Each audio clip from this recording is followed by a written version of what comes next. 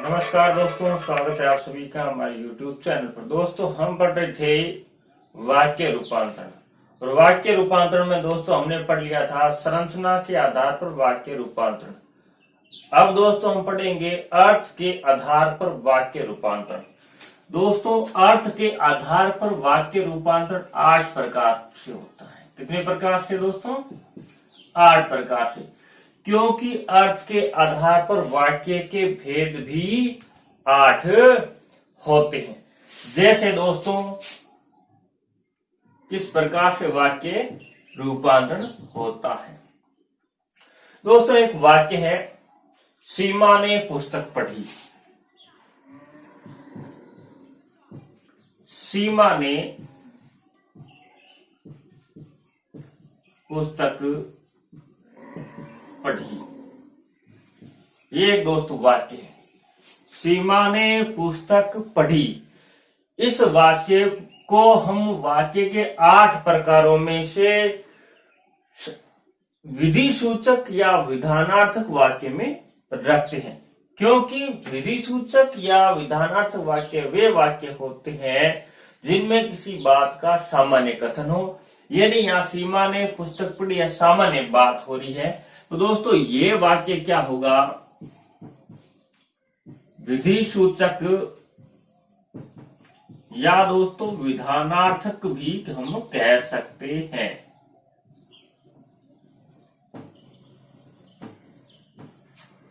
दोस्तों, अगर इसी वाक्य को हम इस प्रकार लिखे, सीमा ने पुस्तक नहीं पढ़ी। सीमा ने पुस्तक नहीं पढ़ी, तो दोस्तों यह निषेध है। जहां निषेध हो, मनाही हो, नकार हो, वो वाक्य दोस्तों किस में आते हैं? निषेधात्मक वाक्य। देखो दोस्तों, सीमा ने पुस्तक पढ़ी विधि सूचक वाक्य, इसको निषेधात्मक वाक्य में हमने बदला। अब दोस्तों इसी वाक्य को हम अगर ऐसे लिखेंगे, सीमा ने पुस्तक पढ़ी को हम लिखें, क्या सीमा ने पुस्तक पढ़ी? क्या लगाएंगे? तो दोस्तों ये प्रश्न हो जाएगा, क्या सीमा ने पुस्तक पढ़ी? यहां दोस्तों प्रश्न किया जा रहा है, तो ये दोस्तों प्रश्नार्थक वाक्य हो जाएगा। यानी आप इसको प्रश्न सूचक भी कह सकते हैं या प्रश्नात्मक कह सकते हैं, कुछ भी आपको प्रश्नात्मक भी कह सकते हैं, प्रश्न सूचक भी कह सकते हैं, क्योंकि क्या से यहां प्रश्न किया जा रहा है, और यहां दोस्तों प्रश्नवाचक चिन्ह आ जाएगा। दोस्तों इसी को हम अगर ऐसे लिखे, सीमा पुस्तक पढ़ो। सीमा पुस्तक पढ़ो, यहां दोस्तों क्या दी जा रही है? आज्ञा दी जा रही है। सीमा पुस्तक पढ़ो, तो ये दोस्तों आज्ञावाचक में आएगा। किसमें? आज्ञावाचक में आएगा। दोस्तों अगर इसी वाक्य को हम इस प्रकार से लिखे, शायद सीमा पुस्तक पढ़ेगी, तो दोस्तों शायद हमने अगर लगाया, शायद सीमा पुस्तक पढ़ेगी, तो दोस्तों शायद लगते ही इस वाक्य में संदेह उत्पन्न होता है, तो ये संदेहवाचक में आएगा। किसमें दोस्तों? संदेहवाचक वाक्य। दोस्तों अगर इसी वाक्य को हम इस प्रकार से लिखे, यदि सीमा पुस्तक पढ़ेगी, तो यदि सीमा पुस्तक पढ़ेगी तो सफल होगी, या तो ना होशियार होगी। यहां दोस्तों होशियार कब होगी? जब वो पुस्तक पढ़ेगी। एक वाक्य दूसरे वाक्य पर निर्भर है इन एक वाक्य का संकेत दूसरे वाक्य में हो रहा है, तो ये दोस्तों संकेत सूचक वाक्य होगा। कौन सा? संकेत सूचक वाक्य हो जाएगा दोस्तों। अगर दोस्तों इसी को इस प्रकार से हम लिखे, काश सीमा पुस्तक पढ़े, है ना, काश सीमा पुस्तक पढ़े। दोस्तों यहाँ का सीमा पुस्तक पढ़े यानी इच्छा हो रही है हमारी, जान रही है, हमारी इच्छा है कि वो पुस्तक पढ़े, तो ये दोस्तों इच्छा सूचक में आ जाएगा। अब दोस्तों आठवां प्रकार जो हमारे होता है विस्मयादि बोधक। अरे सीमा पुस्तक पढ़ रही है, अरे सीमा पुस्तक पढ़ रही है। दोस्तों यह विस्मय का भाव हो रहा है, विस्मय का बोध हो रहा है, तो यह विस्मयादि बोधक वाक्य होगा।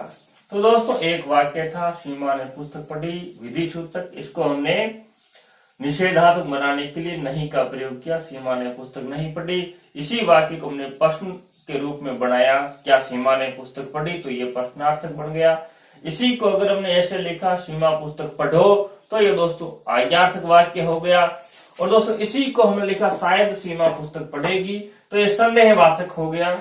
इसी को हमने ऐसे लिखा, यदि सीमा पुस्तक पढ़ेगी तो होशियार होगी, यानी एक वाक्य का संकेत दूसरे वाक्य में मिल रहा है, तो संकेत सूचक हो गया।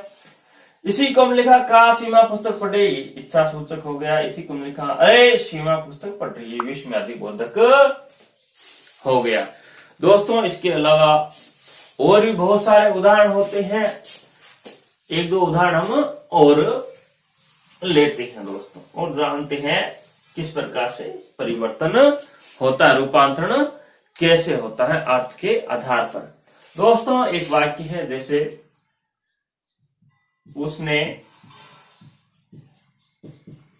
परिश्रम किया, ये दोस्तों सामान्य वाक्य है, विधेय सूचक वाक्य है। इसी को अगर हम दोस्तों निषेधात्मक में बदलेंगे, अगर निषेधात्मक में बदलते हैं तो कैसे बनेगा, उसने परिश्रम नहीं किया, ये नहीं, ये नकार की ध्वनि आ जाएगी। दोस्तों जैसे एक साधारण वाक्य, वह विद्यालय गया, वह विद्यालय गया। दोस्तों इसी को अगर प्रश्नवाचक बनाना है तो हम क्या करेंगे, क्या वह विद्यालय गया, क्या लगाते ही दोस्तों क्या बन जाएगा, प्रश्नार्थक वाक्य बन जाएगा। वह कितना सुंदर दृश्य है। दोस्तों इसको अगर हम विधिवाचक बनाना चाहें तो यह कितना सुंदर दृश्य है। जैसे दोस्तों वह कितना सुंदर दृश्य है। दोस्तों ये विस्मयादि बोधक वाक्य है। इस वाक्य को अगर विधि सूचक हम बनाना चाहें तो दोस्तों ये वह हटाएंगे और क्या करेंगे, यह बहुत ही सुंदर दृश्य है, यह बहुत ही सुंदर दृश्य है। तो दोस्तों ये हो गया हमारा विधि सूचक वाक्य। क्या हो गया, विधि सूचक। ये क्या था दोस्तों, विस्मयादि बोधक था। इसको हमने किसमें रूपांतरित किया, विधि सूचक में रूपांतरित किया। जैसे दोस्तों राम ने श्याम को पुस्तक दी, इस वाक्य है, राम ने श्याम को पुस्तक दी। इस वाक्य को दोस्तों अगर हम आज्ञार्थक में बदलेंगे तो क्या लिखेंगे, राम श्याम को पुस्तक दो। इस प्रकार ये दोस्तों क्या हो जाएगा, आज्ञा सूचक के आज्ञार्थक वाक्य हो जाएगा। दोस्तों इस प्रकार हम अर्थ के आधार पर वाक्य में परिवर्तन कर सकते हैं। दोस्तों पहले हमने संरचना के आधार पर वाक्य का रूपांतरण पढ़ा था और आज हमने संक्षेप में समझा अर्थ के आधार पर वाक्य का रूपांतरण। दोस्तों वाक्य रूपांतरण को अच्छी तरह से समझने के लिए, से भले भांति परिचित होने के लिए हमें वाक्य संश्लेषण की प्रक्रिया को जानना बहुत जरूरी है। दोस्तों वाक्य संश्लेषण में क्या होता है, अनेक वाक्यों में या अनेक वाक्यों से एक वाक्य बनाया जाता है। तो वाक्य संश्लेषण के बारे में दोस्तों हम अगले वीडियो में चर्चा करेंगे। इस वीडियो में दोस्तों इतना ही। वीडियो पसंद आए तो लाइक शेयर सब्सक्राइब अवश्य करें। मिलते हैं अगले वीडियो के साथ, तब तक के लिए नमस्कार।